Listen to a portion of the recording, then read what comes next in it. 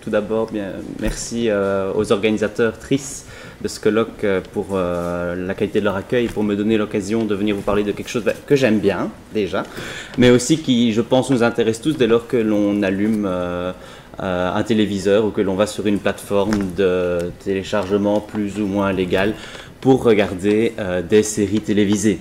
Alors, ce dont j'aimerais vous parler, c'est un cas particulièrement emblématique de série télévisée, American Horror Story, cas emblématique en ce sens qu'en fait, ce n'est pas vraiment une série à proprement parler, mais plus une anthologie télévisuelle qui livre pas mal d'informations sur certaines logiques actuelles dans la culture pop.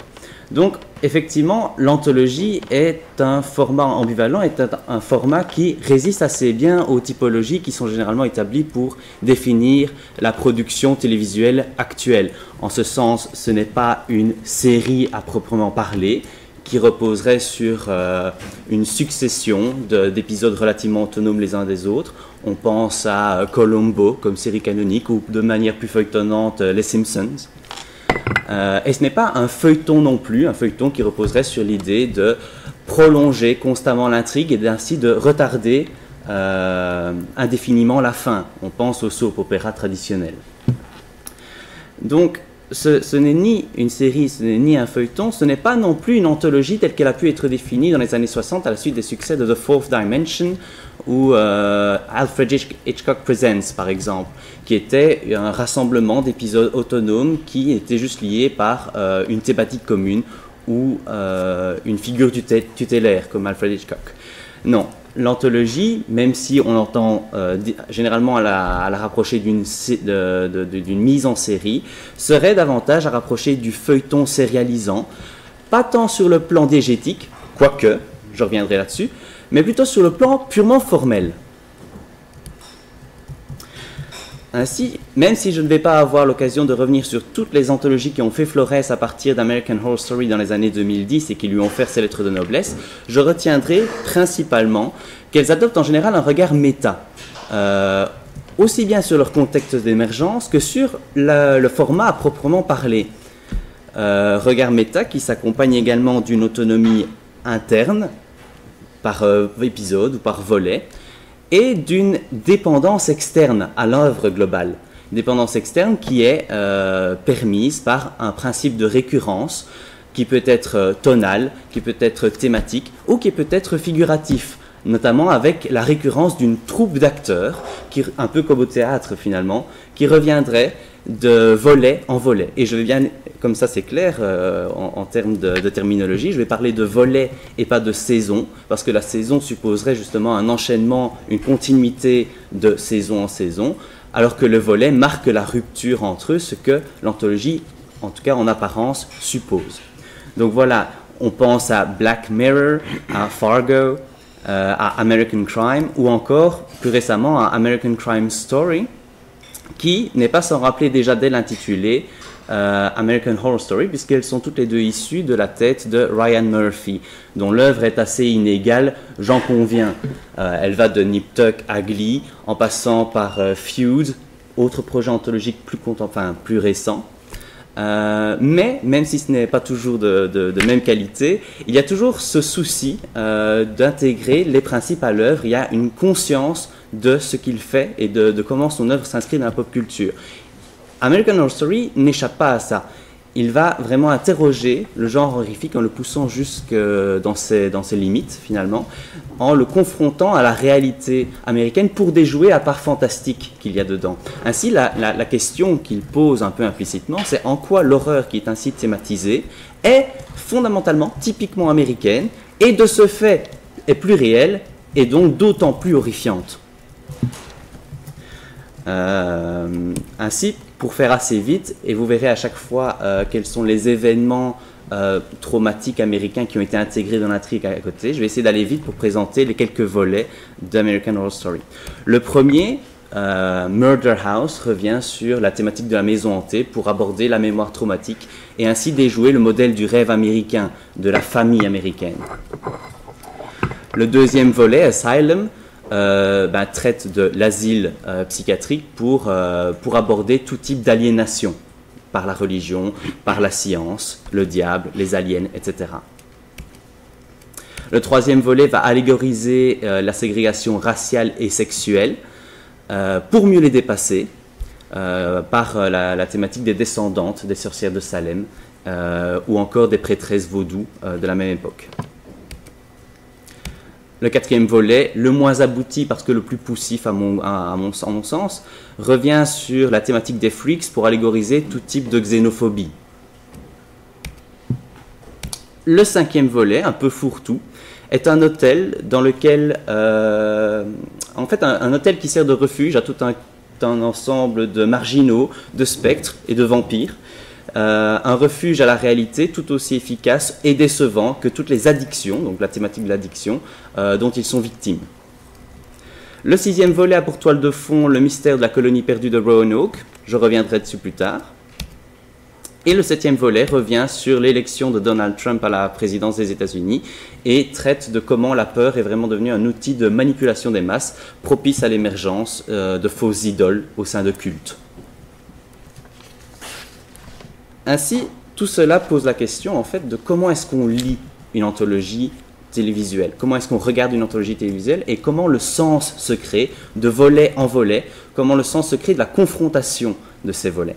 Pour ce faire, je vais utiliser des principes de narratologie, d'esthétique fictionnelle, mais aussi me baser sur des études de recueil de nouvelles, en ce sens que je pense qu'il est tout à fait propice d'aborder l'anthologie comme étant un recueil de nouvelles, un recueil de volets en l'occurrence. Donc, poser la question de comment lire une anthologie nous place du côté d'une approche lecturale tout à fait similaire à celle de René Audet dans son analyse des recueils de nouvelles, qu'il considère comme étant un polytexte, c'est-à-dire un ensemble de textes qui, ensemble, fait œuvre. On pense directement aux franchises cinématographiques actuelles. Hein. Le cas du Marvel Cinematic Universe est un exemple particulièrement parlant aujourd'hui. Donc, envisager cela comme un polytexte, mais inversé. Une compilation de textes inversée, en ce sens qu'ici, on n'a pas un showrunner qui va compiler des textes déjà faits, mais le faire en amont et disséminer un ensemble d'indices qui vont permettre d'assurer la cohésion, certes, mais aussi surtout la cohérence et le sens dans les différents volets. Ainsi, le lecteur ne sera tout simplement pas seul et pourra dès le début, d'emblée, ne serait-ce qu'avec un titre qui rassemble tout ensemble. American Horror Story, ce sont plusieurs volets différents, mais rassemblés sous un même intitulé, ou encore toujours d'emblée les génériques, qui sont à chaque fois similaires et pourtant ô combien différents de volet en volet, montrent qu'il y a à la fois autonomie et différence et indépendance. Donc en fait, tous ces éléments vont activer ce que Jean-Marie Schaeffer appelle une modalité d'attention, chez le lecteur, chez le spectateur, qui va lui permettre de dépasser l'autonomie diégétique de chaque volet pour les rassembler dans un continuum qui se situerait vraiment entre homogénéité et hétérogénéité, entre individuality and unity, entre separateness and unity. En fait, tous ces éléments vont vraiment permettre d'aider le lecteur et en fait de l'amener à répondre à cette compulsion tout à fait humaine à aller chercher une cohérence d'ensemble, aller chercher ce sentiment de closure, de complétude qui dépasse l'unité en la reversant dans un ensemble beaucoup plus large et beaucoup plus cohérent. Et encore, en termes de finalité, l'anthologie est assez intéressante puisque chaque volet se voit offrir une complétude assez satisfaisante, chaque volet se voit offrir une fin satisfaisante en termes de complétude, et donc le volet qui suit va créer une distance assez signifiante entre chaque volet puisque l'histoire est totalement différente. Mais au fur et à mesure qu'on regarde l'anthologie, on se rend compte qu'il y a beaucoup d'indices qui justement tendent à poser le doute quant à la complétude du volet qui précède. Il y a un doute, on se dit « Ah, mais finalement, ce n'est peut-être pas terminé. Il y a quelque chose qui continue. Il y a peut-être un univers partagé, précisément, entre tous ces volets. » Donc, je pense qu'on pourrait peut-être envisager l'anthologie comme étant soit un recueil de nouvelles, soit comme une série de feuilletons, une mise en série de feuilletons qui assure une dialectique entre fermeture et ouverture. Alors, je vous parle depuis tout à l'heure de ce besoin de cohérence, de ce besoin d'aller chercher la cohérence. Alors, comment est-ce que ça se fait ? Donc, je parlais d'une compulsion tout à fait humaine à aller chercher la complétude. René Audet parle de quelque chose de quasi obsessionnel. Et l'obsession, c'est aussi le point de départ de Bertrand Gervais dans son analyse sur les figures. Donc, je postule que la manière de créer la cohérence dans l'anthologie reposerait en fait sur le potentiel de figurabilité qu'elle met en place. Je vais m'expliquer. Ce potentiel de figurabilité peut déjà se retrouver dans le système des personnages, qui instaure une différence très grémassienne en fait entre le figuratif, c'est-à-dire le contenu, les personnages qu'ils incarnent, et le plastique, c'est-à-dire les visages. Le visage des acteurs qu'on reconnaît. Et cette différence va vraiment créer une dissonance cognitive chez le spectateur, puisque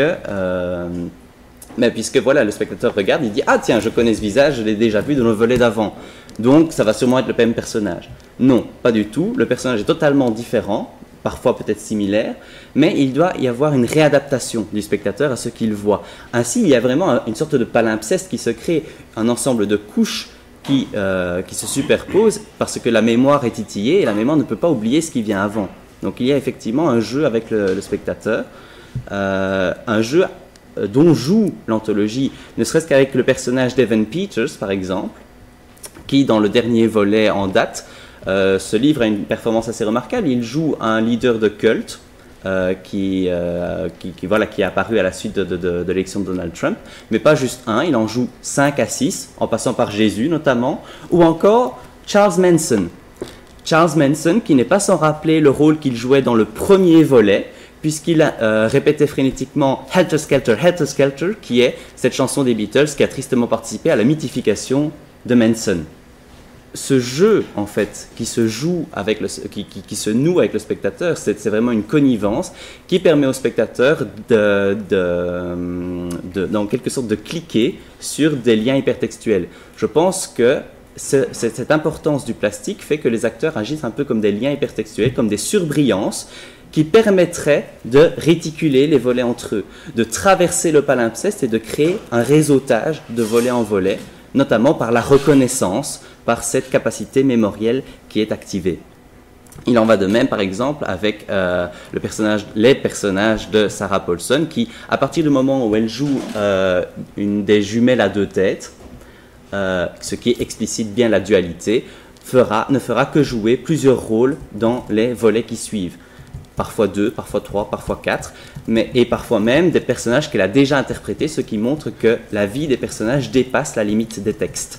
Ce qui atteste finalement non seulement d'un univers partagé, mais en plus de ce besoin d'aller chercher le lecteur. Donc ce n'est pas juste potentiel, ce n'est pas juste virtuel, ce besoin de reconnaissance, cette compréhension, elle est vraiment suscitée, à mon avis c'est un des avantages du média visuel pour le coup, sur le texte. Je parlais d'un univers partagé, il y avait déjà eu des confirmations avant. Le premier était dans le 4e volet avec le personnage de Pepper qui revient et qui se voit offrir un prequel à son histoire. On a aussi dans le volet 5 le personnage de Queenie qui revient, mais le temps de quelques minutes. Donc c'était un personnage important dans Coven. Elle revient dans l'hôtel le temps de quelques minutes sous forme de caméo avant de se faire tuer vraiment au bout de quelques minutes. Ce qui pose l'idée d'une hiérarchisation peut-être entre les volets, puisqu'on prend un personnage important et on n'en fait rien du tout par la suite. Donc, encore une fois, il y a une sorte de déception de l'horizon d'attente qui est dressée par la réapparition d'un personnage. Cette hiérarchisation se situe peut-être dans l'idée de capture métaleptique supposée qui est énoncée par Richard Saint-Gelais. Je pense notamment au cas de Twisty le clown qui est tout à fait emblématique. Twisty, antagoniste du 4e volet, Freak Show, un clown qui est inspiré de la figure de John Wayne Gacy. Dans le volet 5, John Wayne Gacy apparaît, sous les traits de l'acteur qui interprétait Twisty. Dans le volet 7, une scène tout à fait identique à la première apparition de Twisty dans le volet 4 revient. Scène tout à fait identique si ce n'est qu'elle se passe 50 ans plus tard.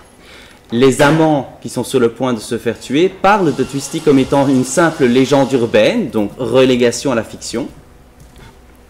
Et ce n'est qu'après s'être fait tuer que le plan à l'écran se transforme en case de comic books.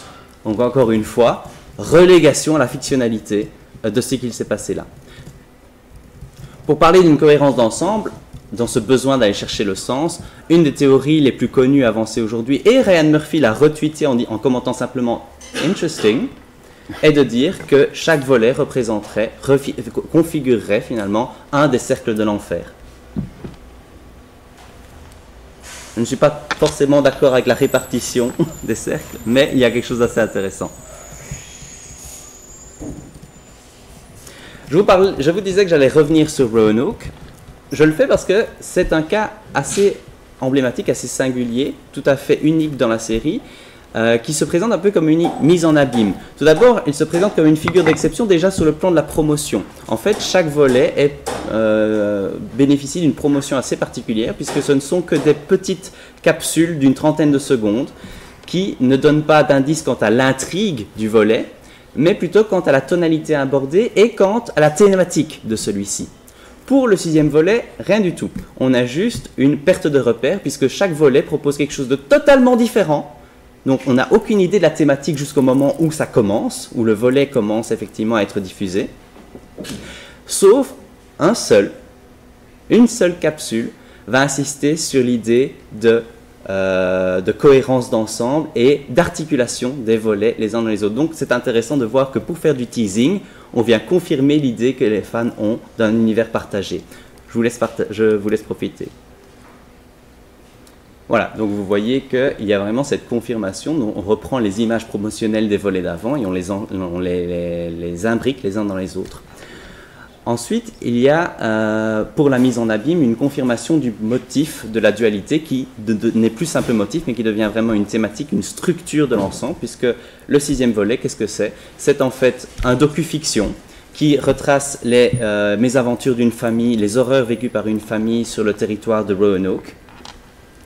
Et donc ce docu-fiction est une reconstitution par les acteurs que l'on connaît le plus, qui jouent donc le rôle d'acteurs, qui vont raconter l'histoire de cette famille. Cette famille porte des témoignages sur la reconstitution qui s'imbriquent finalement dans la narration de cette histoire.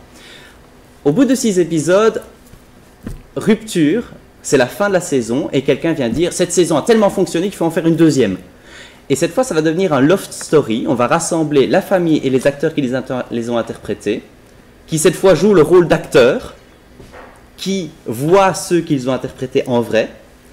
Donc ici, on explique bien la duplicité et la mise en abîme de cette duplicité est une manière de relancer la narration, de relancer la tension narrative, parce que justement, il y avait peut-être une perte de souffle au bout de 5-6 volets. Et cette manière de relancer la narration, finalement, permet de montrer en quoi on passe à quelque chose de plus réel, même si ça reste fictionnel, mais une réalité qui serait davantage horrifiante, puisqu'on nous dit d'emblée, ce ne sera que du found footage, on n'a pas voulu diffuser ça, puisque personne n'a survécu, except for one. Donc, encore une fois, mise en tension. Finalement, je conclus, American Horror Story semble une manière de revenir sur le pouvoir des Easter eggs, et donc montre de manière peut-être beaucoup plus explicite et moins subtile que ne le veulent les Easter eggs, comment, donc ces Easter eggs qui sont finalement des figures, hein, comme le dirait Bertrand Gervais, c'est quelques figures sur lesquelles le regard s'attarde pour les intégrer dans une construction imaginaire plus large qui ferait sens. Ce sont en fait les traces d'une absence rendue présente parce qu'il y a cette trace, mais ça suppose quelque chose de beaucoup plus large derrière, qui permet d'amplifier l'univers fictionnel. Ça confirme finalement qu'on est dans une sorte de partage ludique dans la fiction, mais un partage ludique qui va vraiment se baser sur la reconnaissance des motifs, sur la reconnaissance, c'est le fait de reconnaître qui fait sens, et qui permet de comprendre, de comprendere, de prendre ensemble l'ensemble des volets pour les reverser dans une fiction beaucoup plus large, dans un ensemble beaucoup plus large, dans une sérigraphie presque de tableaux qui offrirait une vision thématisée de ce qu'est finalement l'Amérique, l'horreur de l'Amérique. Finalement, la tension narrative va moins porter sur l'illusion référentielle que sur le jeu d'intertextualité. On est vraiment dans une forme d'obsession, comme le montre ici, je termine juste là pour conclure. Finalement, toutes ces vidéos YouTube, juste une capture d'écran ici, qui s'évertuent d'aller chercher comment American Horror Story est connecté, comment tous ces volets se connectent les uns les autres. Voilà, je vous remercie.